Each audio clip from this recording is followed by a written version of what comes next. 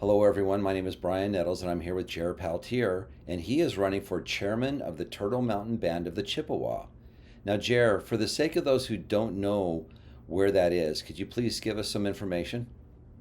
So Turtle Mountain Band of Chippewa is a tribe that is located just about right in the center of North Dakota, just south of the Canadian border. So Chippewa people, also known as Ojibwa or Anishinaabe, historically were in the Great Lakes region, uh, going all the way from the East Coast towards like Minnesota. Historically, we were living in the forests of the Great Lakes region. But our band itself moved onto the plains after first contact with the French. After we had contact with the French, we had some encouragement to go outside of the forests, to venture onto the plains, and after some dealings with the federal government to the United States, we formalized where we are today, which is the Turtle Mountain Indian Reservation, which is about 6 by 12 miles. Uh, I mean, that's a whole other conversation. Yeah. Our land base was used to be much bigger. Used to take up almost the entire, Red River Valley in North Dakota. Um, and we agreed to move our land base, and from there, the federal government cut it down to what it is today, which is 6 by 12 miles. Six, Um, 612 miles or six by six 12 by miles? 12, six by Oh, that's a 12. small area. Yeah, Okay. very small. So we went from, like a million acres, or I don't know the exact number, but it was a lot, Yeah. to 12 by 6. Actually, the original uh, kind of reduction was 32 townships. We were reduced to 32 townships, which is today modern day Rolette County. And we were cut from that number, from 32 townships down to 2 townships. And that's what we are today, the 6 by To 10 12 townships? reservation. To 10 Two, townships? two, Two two townships. townships. Oh, wow, it's Yeah. small. From Now, 32 to 2. when you were originally over further east, it was because of the Seven Fires prophecy that you moved. Is that correct?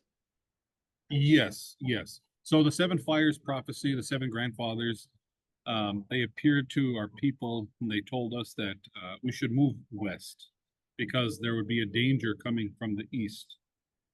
Um, and so we did that, and we started to move the migration. We started this migration process, and we were told not to stop until we got to the place where food grows on the water. Okay. And historically, kind of the tradition goes that we settled in 7 different places on the way. So people would grow up. It's like this big, if you can imagine a big caravan of people of various generations moving. Um, Over time, people would kind of forget the mission, and the elders would die, and no one would necessarily remember what we were doing. They wouldn't necessarily remember we were supposed to be moving. And so there are 7 historical settlements where we stopped the migration. But the story goes that every time that happened, a child would be born, a boy, or it's typically a little boy would be born to tell the people about the prophecy and to tell them that we have to keep going. And so Oh, that's why we interesting. stopped and then kept going. And of course, there are communities that stayed. There are still communities in those areas, um, but we continued our migration until we stopped at Madeline Island, which is in Lake Superior, and that's where we found the food growing on the water. We found the wild rice, Wild wild rice rice. growing in the waters, and so that's where we decided we that's where we were supposed to settle. And in many ways, Madeline Island had been for many years, I would say, like the capital or the center of like the Anishinaabe world. You got to remember, there are people from Anishinaabe people all over the Great Lakes region, in Canada, in the United States. There was no borders back then like there are today. And so we were all over the place. And so Madeline Island kind of served as a central location for our people to gather and to maintain our relationships with other people. Okay, so Madeline Island, that's in Lake Superior. That's north. That's kind of north towards the Canadian area, right? Is it still part Yeah, of Canada or is it part of the United States? it's a part of the United States. Yeah. It's a part of I believe, the state of Minnesota. It might be a part of Wisconsin, but that's kind of the area where that island is. It's kind of in Lake Superior near Minnesota and Wisconsin. Okay. So, gosh, are there any estimates of what your population might have been like prior to the move, prior to moving west? I'm not sure exactly what that number would be. I can't imagine it would be too high, because, as you know, migratory people, we weren't necessarily looking to settle, and so we didn't necessarily aim to have large families. Um, but I mean, today there's probably there's definitely hundreds of thousands of Anishinaabe people out there all throughout Okay. the United States and Canada.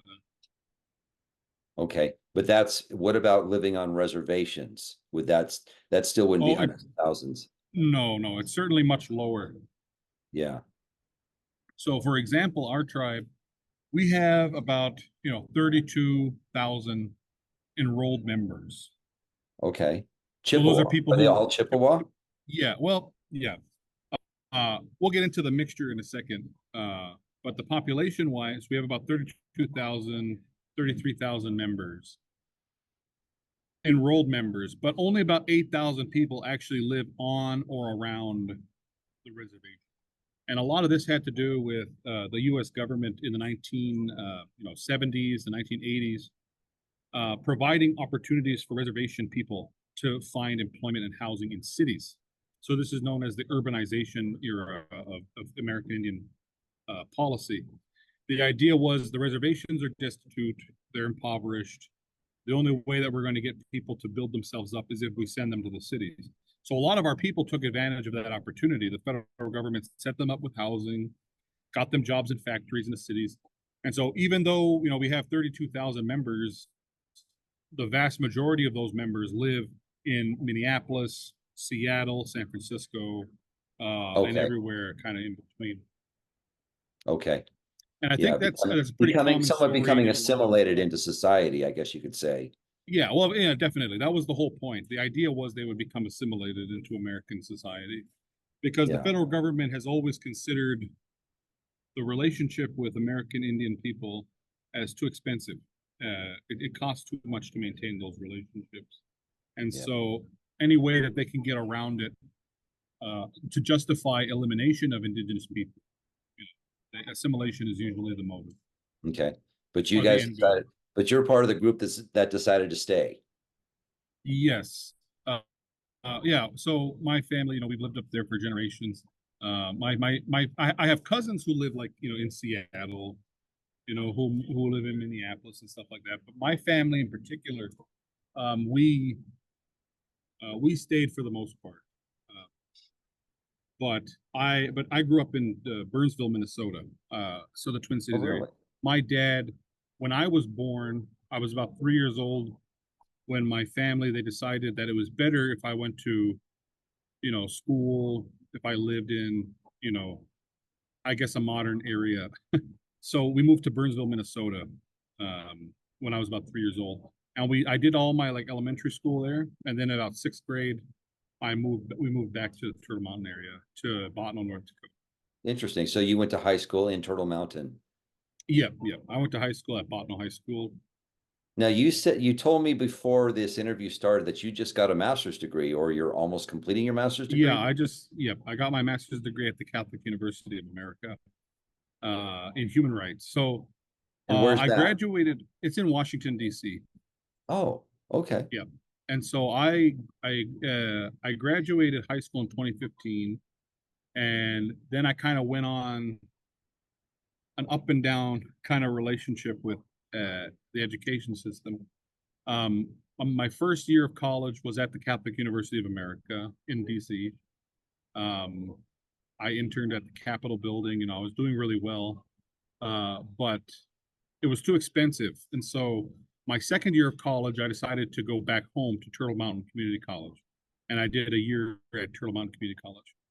And that was really where I was set on the path that I am today. So I was at TMCC, and I took a class with Mr. Les LaFountain, his name is. He had a class on Turtle Mountain history, and that was the first time I ever learned about tribal sovereignty. I actually kind of learned about what it means to be a tribe, to have a tribal government, to have a tribal constitution. And once I kind of realized that, everything kind of fell together for me in my mind about what I wanted to do. And it was actually at that time when I was a sophomore in college that I decided that someday I would like to run for tribal government. So that was about 8 years ago now. Okay.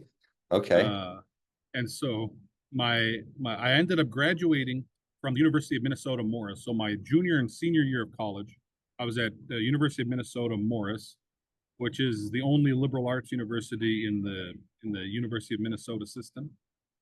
So it's a public school, but it's liberal arts education. And I majored in political science and I minored in history and anthropology. So Interesting. yeah, I felt that those three fields really kind of supplemented each other in a way that was more holistic.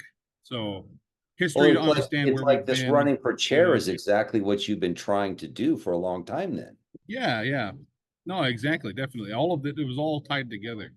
Because the way that I saw it was history helps us understand where we've been. Anthropology helps us understand, who we are as human beings. And then political science is kind of how do we move forward? How do we take our resources, take our knowledge, and how do we apply that to better our lives? Yeah, when I was looking at Uh, your website about your desires for constitutional reform, it's yeah. like what you've been studying is what you needed in order to do what you want to do. Yes. Yes, exactly. And so I graduated with my Bachelor of Arts in 2019, and I went immediately into a PhD program. So I was in a PhD program at the University of Southern California in political science and international relations. So that was in Los Angeles. At I did about, USC, huh? yep, USC. Wow, okay, that's an And expensive school. yeah, and it was really good for a while. But ever since I got there, even from the beginning, I didn't have a problem meeting friends or meeting people who supported me, but I had issues with the kind of administration. They couldn't really place my research agenda uh, because I was the only one, probably the first person ever there at that school, kind of doing what I do, which is indigenous sovereignty studies and tribal constitutional, reform. That's what I study. That was my dissertation topic. In the fourth year, ultimately, I had so many issues with the department. They refused to let me take my qualifying exams, and basically my candidacy or whatever, my opportunity for candidacy expired, and I was dismissed from the program kind of towards June of last year, 2023. And so that all kind of fell apart. I'm still working on a Title IX complaint with the university because I feel that the kind of the issues that I faced were racially motivated. Um, At USC of Literally, all like, places. even, yeah, at USC, I felt that literally in the first year, I would always be told over and over again, kind of, why are you in political science? Why are you in international relations? If you want to study the Indians, why don't you go into anthropology or American Indian studies? I was literally told this to my face.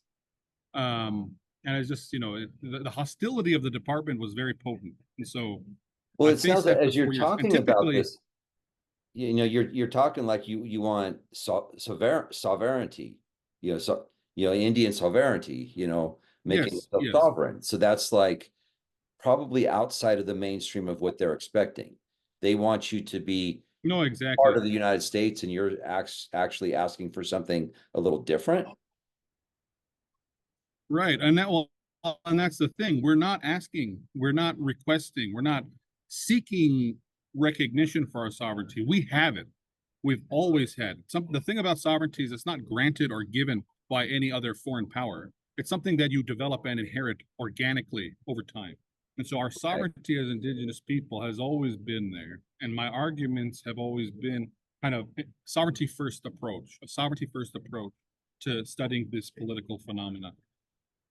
But that, of course, doesn't jive well with their worldviews, which is that, you know, Westphalian sovereignty and the American exceptionalism, and all this stuff goes hand in hand, and that's what you have to be looking at. They wanted me to basically become a quantitative analyst, looking at data and putting it on a chart. And I said, American Indian people, we only make up about 3% of the population. If you try to reduce us to numbers, I told them this. I said, we'll always be statistically insignificant based on what you want me to do. And so that's what really I stepped on too many toes, and it was really bad. When this Title IX report comes out, it's going to be really bad. It wasn't just one professor. It was the whole lot of them. The ones who were put into strategic places to kind of weed out the students they don't like. Yeah. It was all bad. But almost immediately after I got dismissed from USC, I got picked up by the Catholic University of America for a human rights master's program. I got a message and they said, hey, we think this program would be really good for you. The deadline had even passed. Like, it was already a month past the deadline for this program. But somebody at CUA saw my profile and my resume, and they reached out and they got me hooked up over there, and I got a scholarship, and it ended up really working out really well, because I was able to finish the master's degree in 1 year, because Wow. USC refused to give me a master's degree. Oh, you went straight Even for though I the was, PhD without the master's degree, and you yes, got nothing. yeah, and I got nothing. Because they literally told me, this is what the administration at USC told me. They said, you can either fight your dismissal and you might get nothing, or you can just master out and just take the master's degree, and then you won't have to fight the dismissal case. And I said, well, I want the PhD, and so I'm going to fight it. And ultimately, it ended up happening where the vice provost of the school just kind of brushed me off and said he's siding with the department chair, who herself was not even a political scientist. She was a Slavic studies professor who was brought in as like a ringer to kind of straighten out the department because it had been in turmoil for so many years. But yeah, it was crazy. A lot of missteps, I think, that happened there. That really, if you just kind of look at the facts of the case, it shouldn't have happened the way that it did. Yeah. Um, Well, the but fortunate thing, I mean, it may be your goal to have the PhD, but there's a lot of people that do a lot of wonderful things without having a PhD. So that's right. That's right. you may Um, actually be more effective without the PhD, especially with that yeah. type of background.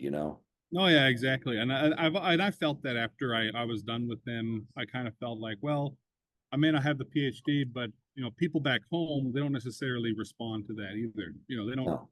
They don't see doctor, they don't see PhD and think, oh, this person's a good leader. Sometimes they look at that and they go, oh, well, he doesn't care about us, or he doesn't know No, enough but if about they us. see that you didn't get your PhD because you were kicked out for racism against the tribe, Right. that does Yeah, speak. yeah. No, yeah, exactly. Definitely. Yeah. And so, but I got the master's degree anyway. I got the master's in human rights. Um, and that has been really good. And actually, CUA was much more receptive to my data or to my research agenda than USC ever was. So I felt like I actually had a good, strong relationship with the people over there as opposed to USC. Great. Okay. Well, we'll get back to that topic as when we get to constitutional reforms. But Right, right. yeah, so I want to talk about distrust in the government because as I was looking at your website, you were talking about distrust in the government being a Yep. problem. Would you like to talk about that? Expand on that? Expound on Well, that? see, so the thing about Turtle Mountain, and this is the case, I think, for a lot of rural tribes. Oh, 1 second.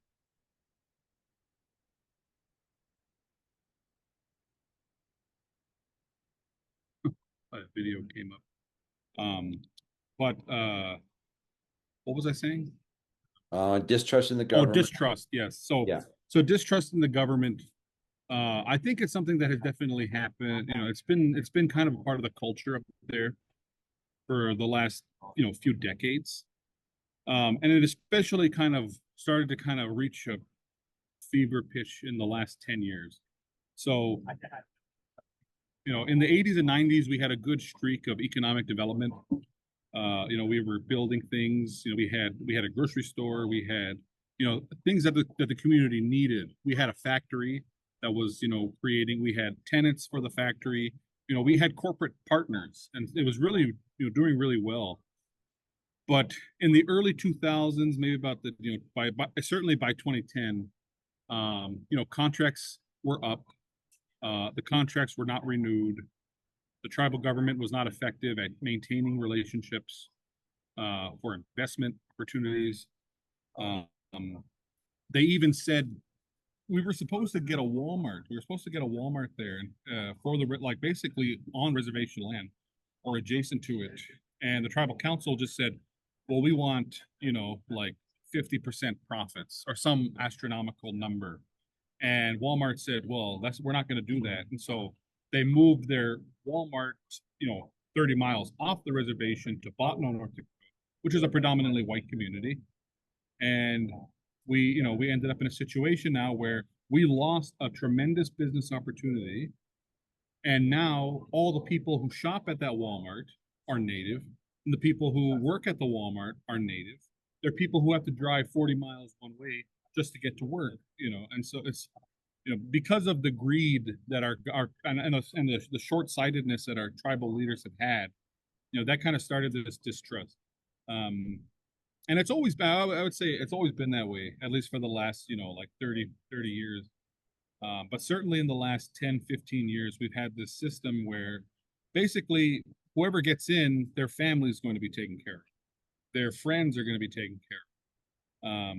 The infrastructure that they've created at Turtle Mountain is all about, okay, we're going to get grants, we're going to get funding from the federal government, and then we're just going to divide the spoils to whoever is loyal to us.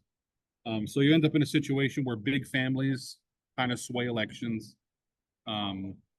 Like just having a big family alone can be enough to sway an election up there. But the real distrust, that's one thing to be like, okay, well, they're getting grants and they're trying to figure out how to deal with it. In many ways, you can kind of give them the benefit of the doubt. You can say, well, maybe they're just not good at handling money, and this is just the most effective way that they can see it being done. Because remember, we have 32,000 members. So when we get funding from the federal government, we're getting funding for 32,000 people. Well, then what they're doing is they're taking that funding for 32,000 people and they're giving it to the very few core supporters that they have. When you look at the voter turnout in Turtle Mountain, you only get about 2,000 people going out to actually vote. And there's about 1,200, 1,400 tribal employees. So if you give them all a $6,000 bonus, which this tribal council has done in the last 2 years, they gave them a $6,000 bonus. You effectively you guarantee an election with 1,200 votes. That's all you need. But what really made it, the reason that I'm really emphasizing this distrust in the tribal government is because of COVID funding. Our tribe, because we have 32,000 members, we got millions and millions of dollars in COVID funding because we were supposed to do direct payments. Yeah. Every tribe in the country, most of them, did direct per cap payments from the COVID funding. And what our tribal government did was, instead of doing direct payments, they decided they're going to use the money to fund pet projects, to do this project or do that, whatever. Give it to that family member, give it to this, that. And the Office of Inspector General did a report about a year ago or a year and a half ago. $32 million in COVID funding is unaccounted for from Turtle Mountain Indian Reservation. So we're talking about $32 million of potentially embezzled funds. And that is real. And that was not even, the tribal council didn't release it. It was on us to release it to the public. The tribal government never published it, never talked about it. They didn't want anything to do with the report. It took individuals from our tribe, private individuals, to publish it online, because it's available online, but it's not like the Office of Inspector General is sending out a copy. And so it was kind of on the down low for a while, but once it was put online, it was out there. And still the tribal government has not addressed it. They just, basically their MO is ignore the problem long enough to get to the next election cycle. Well, it sounds like if somebody really researched it, you might end up with some people in prison. Exactly. And there's definitely some serious prison time attached to that. That's $32 million we're talking about. Yeah. And so what I think happened was, and this is just speculation, of course, I don't have any evidence, but I think the tribe, what they were doing was they were overvaluing the services that they were providing to the people. They were saying, oh, because one of their big projects or one of their big programs that they had from COVID, from the CARES funding, was gift baskets. So instead of giving cash directly to people to go out and keep the businesses alive, they would put a basket together and load it up with supplies and then give the basket as a gift to whoever. So if somebody got COVID, you could get a basket. And it would have, face masks and tests and whatever, toilet paper, basic necessities in it. And I think what they did was they took those baskets, which has probably a nominal value about $50, and they said, well, this is $200 worth of value. Ship it out, write it off, and then they skimmed the rest off the top. But then they got caught. They started to realize that I truly believe they didn't understand, because if you've never handled large sums of money in your life, I don't think you can really gauge how much $32 million is. It's a lot of money to try to spend or to try to launder. And I think they started to panic. They started to realize, oh, we can't launder this money as effectively as we thought. There were things happen. There was a phishing scam, $50,000 missing in one day, things like that. Wire transfers getting intercepted. This is stuff that happened. And ultimately, I think what they settled on was using our casino to launder the funds. Because in the last 2 years, you can ask anybody at Turtle Mountain, in the last 2 years, there has been a tremendous uptick in large jackpots being given at the casino. It's like every day somebody wins 1,300, 1,500, 2,000, 3,000. It's like little bits of money. But also, just last year we had our largest payout ever, our largest jackpot payout ever in Turtle Mountain history, and it was like $200,000. Wow. And so to me, I mean, of course, I have no evidence for this, but I think if we actually took an objective, sober look at our books and the COVID money and what's happening, if you actually looked at it all in a big picture scenario, you'd be able to see that there was a money laundering scheme that was implemented at Turtle Mountain. And you even look at the projects that they started at Turtle Mountain, they didn't even amount to much. They said they wanted to build a butcher shop, and they put up the funds to build this building, and then they put a sewage line in. Well, now it can't be a butcher shop because there's a sewage line next to it. You can't have butchery where there's a sewage line. And so now they've had to pivot, and they turned it into office space for the U.S. Department of Agriculture. And then they also built this like emergency response center, nice big building, we're addressing a need. You can't even put the ambulances or any of the you can't put any of the vehicles inside this building. They didn't build it to code to house these vehicles. So it's very clear they put up a lot of money to start these projects. They didn't think them through, and now we're just kind of looking like fools up there. Okay. Well, like you said, you just painted the picture of government mismanagement. Yes, and that's exactly why you're running to fix that. Yeah. Yes, exactly. There's a lot of distrust up there. Yeah. It stems from kind of years of tension, but this COVID money is what really pushed it over the top, I think. Okay. Well, let's talk about law enforcement for a second. You've just now have been talking about some aspects of money laundering. What about general law enforcement? Say, homicides in the area. How are you guys looking in that area? Well, I think our tribal police up there. So first you got to talk about jurisdiction. There's a lot of jurisdictional issues in Indian country. You have the tribal police, which are fully funded and operated by the tribe, the tribal government, and then you have the federal police, the Bureau of Indian Affairs police, and they're kind of like the federal police on the reservation.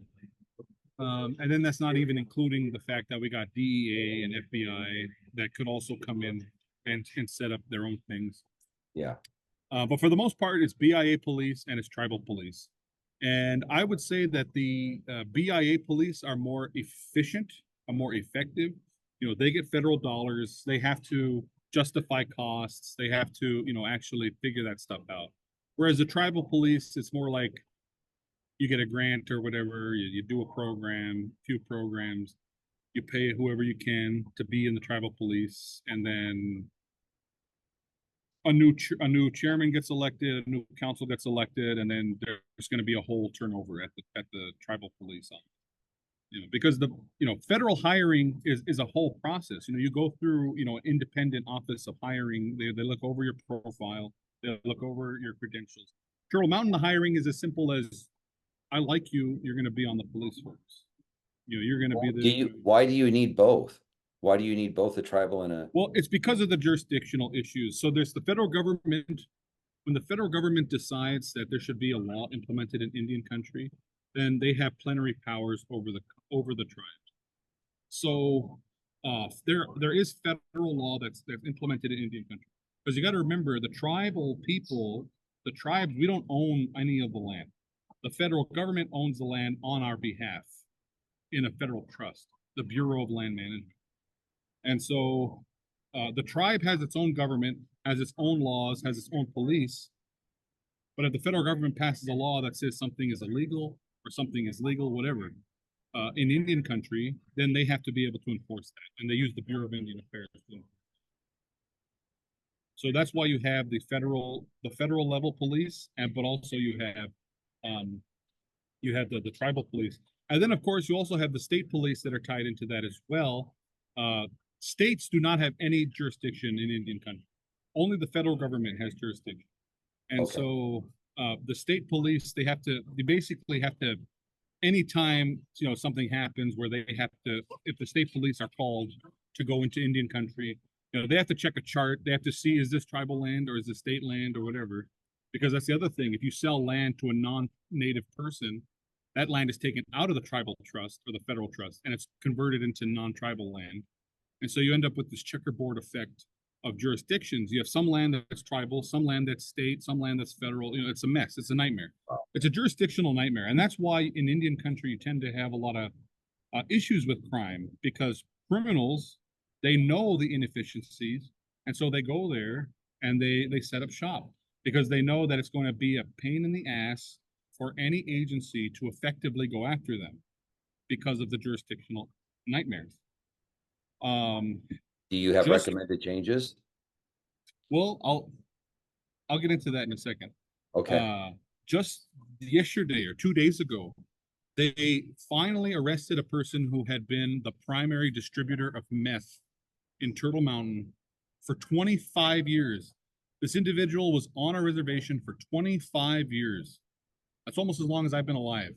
Yeah. And he was able to avoid prosecution, avoid everything because of these issues, because of this jurisdictional issue. And ultimately, it was basically because of plea deals that they were able to get this guy. They had a tribal member who was going to be locked up, and he pleaded, and all that, and he kind of sang like a bird, and managed to get this guy. But it was up to that one individual. If that one individual did not, take that plea deal, I mean, who knows if this guy would ever have gotten caught.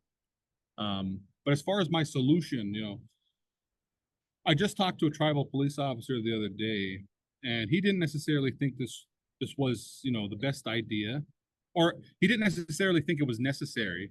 But I would propose that the tribal government work more closely with the state police, and kind of have what would be known as like a reciprocity agreement, so that if the state police are having an investigation, or they're pursuing somebody and it happens to dip into Indian country, they should have some assurances that the tribal government will cooperate with that investigation. Now, of course, we still have our sovereignty, and we still maintain those kinds of sovereign rights and protections. But I think cooperating with law enforcement is never a bad thing, unless it is clearly, an unbalanced kind of situation. Yeah. But the fact that they need our approval to have that reciprocity alone, that kind of balances it out for me. And so I think that's really what it would come down to, is having solid reciprocity agreements with the local police forces, so that if you're chasing somebody down, you don't have to stop at the reservation line. Yeah. you can pursue them, you can take them into custody, and you can try them because tribal sovereignty is important and it's important. Diplomatic immunity is important in international affairs, international relations. Having that immunity has always been very important, but that's not a free license to commit crime. That's not a free license to be sheltered. Um, I know Red Lake Nation in Minnesota uh, had a lot of issues with that, where basically people, if they committed a crime, they knew that all they had to do was go over to Red Lake and they'd be sheltered. And I think that's what we're seeing at Turtle Mountain as well. Okay. So you'll plan to end that then? Oh yeah, definitely. I would hope that now, and this of course isn't something that's on my set of priorities for now. This is Okay. something that would be implemented down the road. So, for my campaign right now, the main three things that I'm looking at right now are elimination of blood quantum, um, the bringing in of a third party auditor to look at our finances and look at our financial records over the last 5 years, um, and constitutional reform, mainly governmental reform. So changing the way that our government is set up and instituted at Turtle Mountain. Okay. Well, let's talk about two of those next. Let's go in, Okay. let's talk about blood quantum, and Yeah. then let's talk about constitutional reform. Go ahead and talk about blood quantum. What do you All see as right. being important? So blood quantum is a colonial construct. It's a colonial system that was made up in the colonial period. Um, Basically, the colonialists they wanted there to be kind of these ways of measuring identity because they were racialized, right? Like it's no secret that the colonial system was very much entrenched in the racialized kind of perspective of the time, and they came up with two constructs for measuring identity for Black people and measuring identity for Indigenous people. They came up with the one drop rule for Black people, meaning if you have one drop of African ancestry, you can become a slave. You're you're an African, you're a slave. And then with blood quantum, it's kind of the reverse kind of mentality where it's like, you have one white ancestor and then suddenly your indigenous identity starts to be erased. Um, so blackness infects, and then for Black people, but for indigenous people, whiteness infects. Yeah. And the whole idea is you have more laborers, you have more people who are slaves, and then you have less people who have claims to the land as indigenous people. Trying to So get rid blood of you. quantum, exactly. Blood quantum was purely designed to erase indigenous identity over time. All it takes is a few generations, and you start to deplete the indigenous population that way. Yeah. But we never thought that way, and we never acted that way. Blood quantum itself, it was a foreign concept to us. Indigenous society has always been very adoptive. So it's not about your bloodline or about your pedigree. It's about how do you respond to being a community member. Uh, Even in times of conflict, we had prisoners of war who would basically become like indentured servants for the tribe, but um, it wouldn't be long before that individual learns the language, learns the customs, and then they would be adopted into a family and taken in as a full tribal member, as a full member of the community. It wasn't until the Americans came and told us that you have a blood pedigree, that you're a half blood, you're a full blood, you're this and that, whatever, that we started to really believe in these racialized concepts.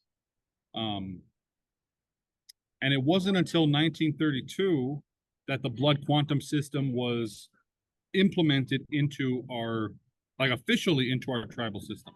The federal government used, blood quantum to measure who was Indian and who wasn't, but we never did it ourselves. And then in 1932, you had what was called the Indian Reorganization Act, which basically sent out boilerplate constitutions to the tribes. Sign your name here, and now you have your own Western kind of style constitution.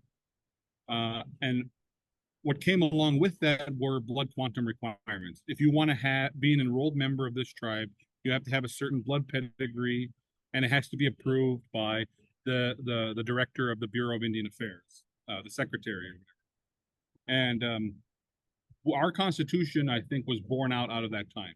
Now, technically, we did not use a boilerplate constitution like a lot of tribes did, because we said, "Oh, we want to have our own." But if you really look at our Constitution, kind of squared against those boilerplate constitutions, they're very similar. So even though we didn't use a boilerplate constitution per se, we still follow through on a lot of those mechanisms that were inserted into the process. And among them was blood quantum. And so it was only, 90 years ago, or maybe even 80 years ago, that we started to really take blood quantum seriously as a measurement.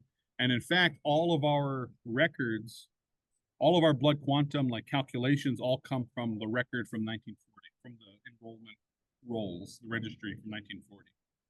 1940? Yeah. Okay. And so it's created this environment where if you're less than 25%, then you cannot be a member.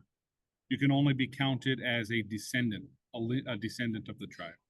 And if you're a descendant, you don't have full benefits, you don't have full membership.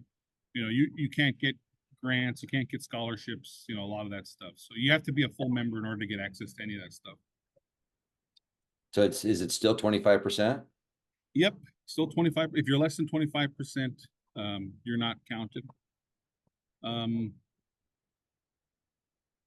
It might be an eighth now that I think about it. It might be an eighth, but I'm pretty sure it's a fourth. Okay. But I know a lot of people who are like eighths and they say they're descendants and this and that. But basically the point is I've met a lot of people who are only descendants. They only have 1/8 or whatever. Yeah. And yet they're the ones who are trying to learn the culture the most diligently. They're the ones who are trying to learn the language. They're the ones who are actively contributing to our cultural revitalization. And so for me, I think it's time to really reconsider and reevaluate our blood quantum requirements because they are not an effective measure of identity. And you have so many children that are being born in Turtle Mountain that, just because they have a black parent or just because they have a white parent or, any number, because they're people, we're worldwide. We have access to the world. We meet people in any number of ways. And so why are we punishing those children for being born to non-native parents? You know what I mean? It's like, frankly, if you have one parent that is a Turtle Mountain member, you should have the right to be a full member. Because that's basically how it is in any other Western country in the world. There's So very if a few white countries. person lives there that has no indigenous blood in them, but they live in Turtle Mountain, you should still be able to be a member. Is that what you're suggesting? I think so. Yes, I think you should have access. You should. So with that now, of course, there has to be a descendancy kind of connection. I think the automatic membership comes from descendants. So you have a Okay. parent who's a full member, you should be a full member too. Now, if that spouse, though, on the other hand, that spouse, they should have a path towards naturalization. So what I'm saying is, aside from eliminating blood quantum requirements, we should also implement a naturalization process. And That I've makes said sense. it as, and I've said it before, as kind of like an exaggerated kind of approach is like we should really get to the point where a German person from the middle of Bavaria, learns Anishinaabe language fully, fluently, learns our culture, learns our custom, goes through the ceremonies. They should be granted citizenship because they have actively contributed to the preservation of our culture. And that is what is important ultimately for any society in the world, any society. It's the preservation of culture, the thing that distinguishes you from any other people on earth. That's a very interesting concept. I mean, a lot of people criticize the Elizabeth Warren aspect because she was not Native Yeah, American right, and she was not ingrained in any tribe. I mean, she was not really brought in, didn't know the cultures of right, anybody, yet she right. claimed it. But you're making, say, like if I were to marry someone who had some blood quantum in her, and I learned your language and learned your culture, then I could be adopted in. Yes, exactly. Yeah. Maintaining that adoptive social aspect that is really key, I think, a key characteristic of indigenous culture and indigenous society. What about I mean, someone? really, you look at Yeah, Go ahead. say like, suppose, I'm not going to say I'm in that camp right now, but Yeah. suppose I decided to learn Anishinaabe and really delved into the language and got good at it, and I really got into learning the culture, and I spent time up in Turtle Mountain. Yeah. Could I potentially be adopted in? Yeah, I think so. I mean, with the reforms that I have in mind, because the other part of it too is investment. So if you can guarantee that you'll live up there, you'll actually live there, because we don't want to end up in a situation where you got people who have big checkbooks who can afford to take off time and just learn the language. And they never even been there, just applying for Yeah, citizenship, that kind of yeah, stuff. We don't want to end up with like that universal passport kind of mentality. We still have to have that investment into the community. So in addition to learning culture, customs, those kinds of things, and having that pathway towards citizenship, you have to also have a residency. You have to be able to show that you live there, that you've contributed to the to not only the cultural aspect but also our economic livelihoods as well. There has to be that tangible material investment, and that's any country in the world. I don't think any country in the world allows a non-resident to gain citizenship. yeah. I like it. That's very interesting. I like Yeah, that idea. Okay. Well, let's change now to constitutional reforms, because that's something that you yeah, spend a lot of time in school studying, learning. right, Now yeah, you've got ideas and now you're trying to apply them. If you can win the yeah, and chairmanship, you can work yes. to apply them. Talk about that now. So the idea for me is, you look at our tribal constitution and you look at the way that it was set up. It was not done thoughtfully or thoroughly. The federal government, it was all based, the motivations of the Indian Reorganization Act were based off of what was called the Miriam Report. So the Miriam Report came out in 1928 and basically advising the Roosevelt administration, hey, tribes are in poverty, extreme poverty, they have low development. It's not because the federal government had anything to do with it. That would be too easy. It's because they don't have Western style governments. That's what it is. They don't have liberal democracies like the United States. So basically, this guy, this Miriam, he he basically said, "Hey, if we want to help the tribes, we have to get them stronger, like liberal democracy governments, governmental institutions." And so that's what the IRA was all about. It was getting these constitutions to tribes so they have Western governments. And so, okay, we got democracy now. Because before I wouldn't say that we were necessarily democratic. We had a chief, and the chief would have sub chiefs, and you had the matriarchs who were the heads of the clans. So there were women who had veto power over the political institutions, and it was more complex than just simple democracy. But at any given time, too, there were some democratic elements in the sense that at any given time, the people could withdraw their support for the chief. So it was a hereditary chieftainship. But ultimately, if you were not a good leader, the people could reject you and choose a new chief. That was the idea. And so when we got our new constitution, we went to pure democracy. We're going to have direct votes and that kind of stuff. And you're going to have a council. The tribal council is going to be the main kind of governmental institution. I say, okay, so we went towards the liberal or the democratic side, but we didn't really think about the Republican aspect of it. We went for the democracy without really considering what Republican democracy is. And so we've ended up in this situation where we have no separation of powers. The executive and the legislative branch are basically one. They're ruling by committee. We don't have a clearly defined executive. The executive or the chairman really just acts as a tiebreaker for the tribal council. They're not freed up to do anything else. All they do is sit in legislative processes, and that's, I think, the main access point of the corruption. If the executive and the legislators are always talking to each other, are always in the same room, there's going to be a lot of back scratching. There's going to be a lot of, hey, we'll do this if you do that. There's no negotiation. There's no reason to negotiate. It's just, I'll do this if you do that.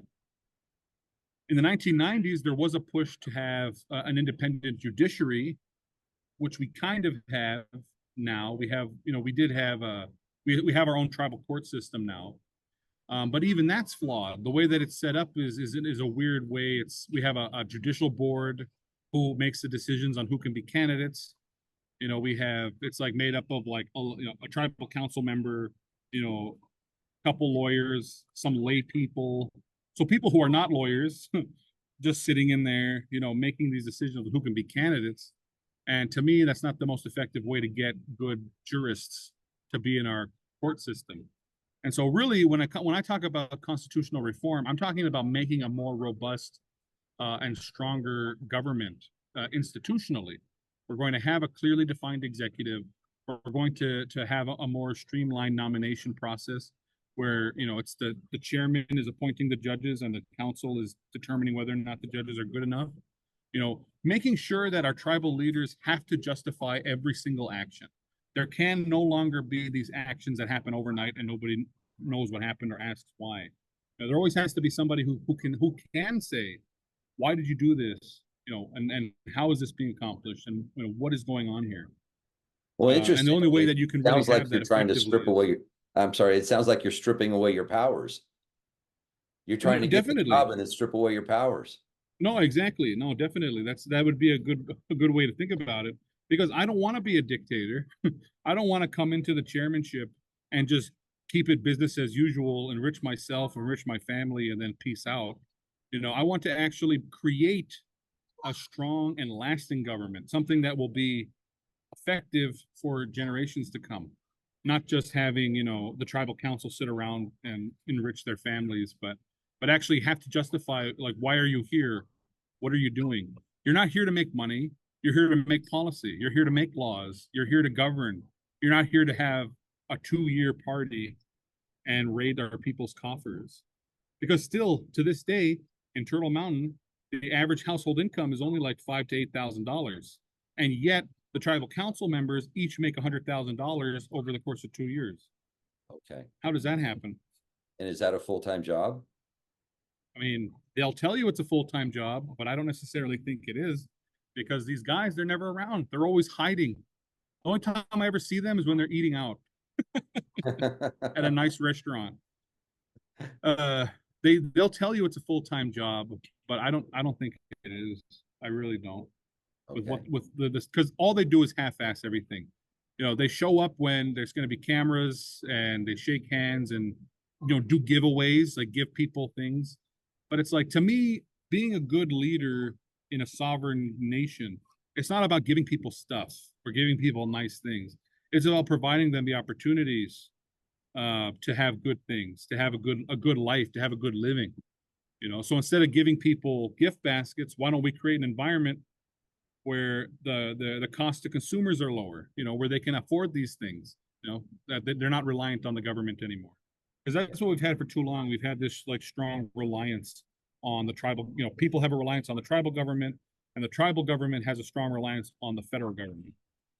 And so that's the other thing. Interestingly, I haven't even asked you if you're a Democrat or a Republican, or does that matter? Yeah.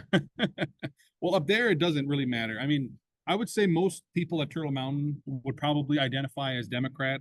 If you look at kind of the electoral map, Rolette County is always blue, because the Native people, they don't trust the Republican Party in the same way that they trust Democrats. But I feel that a lot of people up there are more independent, and they kind of just go for whoever has their best interests. Because I mean, and North Dakota historically has not really been as solidly conservative as some people like to think, because we had 2 Democratic senators up until like 2012, I think. And so North Dakota has somewhat of a liberal tendency when it's done right.